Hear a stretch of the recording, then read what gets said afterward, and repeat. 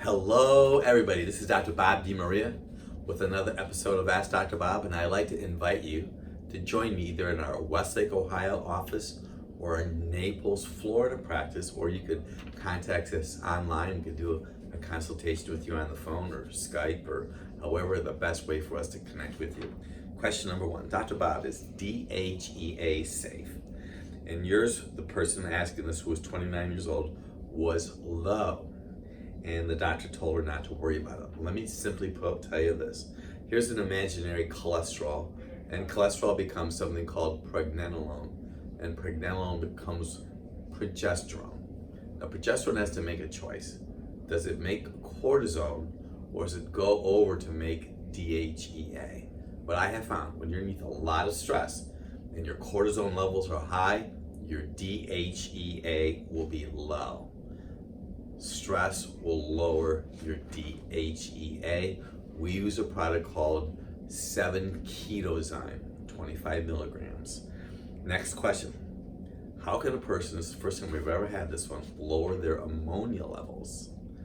Now, this is a part of protein breakdown. It's very possible that you may have some kidney or some liver distress. I may suggest you may want to purchase Dr. Bob's Drugless Guide to Detoxification. You want to support kidney and liver health. Sometimes you might need some B vitamins. I would suggest maybe an OptiChem profile to check out your values to find out how your physiology is doing. Another good question. Dr. Bob, can cataracts be cured naturally?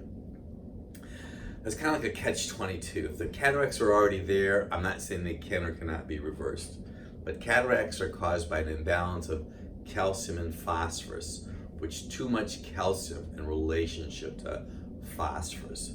We do a blood test that includes the calcium phosphorus ratio. It should be 10 parts calcium, 4 parts phosphorus. I would encourage you to get Dr. Bob's Guide to Prevent Surgery. You could buy just one chapter, the cataract chapter. Go to druglessdoctor.com for more information. Dr. Bob, after having the stent procedure, my doctor removed the prescription blood thinner from my protocol, and now I take a low dose aspirin. And you wanted to know that you drink water, will that help? I would encourage you to do the omega test to have your omega-3 and 6 levels checked. Oftentimes we see elevated omega-6 levels, which will cause inflammation. We use oils as a natural blood thinner. We also use a product called Intenzyme Forte. It's a plant-based enzyme. My husband has seen improvement with ear ringing, but is taking a particular product that has a lot of unnatural ingredients. We use something in our practice called Bio-A-Emulsion Forte.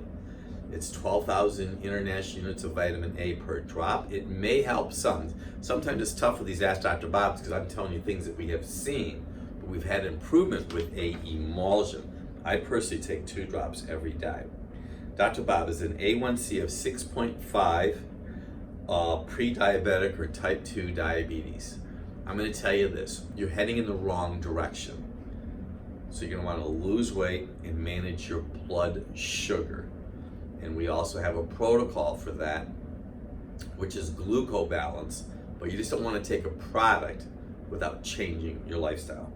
Last question, I heard you mention apple, beets, and carrots to lower your cholesterol. You've been doing this regularly and you wanted to know how long will it take to impact your cholesterol levels. This is a very good question. Beets and carrots and apples will help your cholesterol if it's due to a dietary issue. But I mentioned earlier, and you might want to go back to when I talked about cholesterol becoming pregnenolone and progesterone.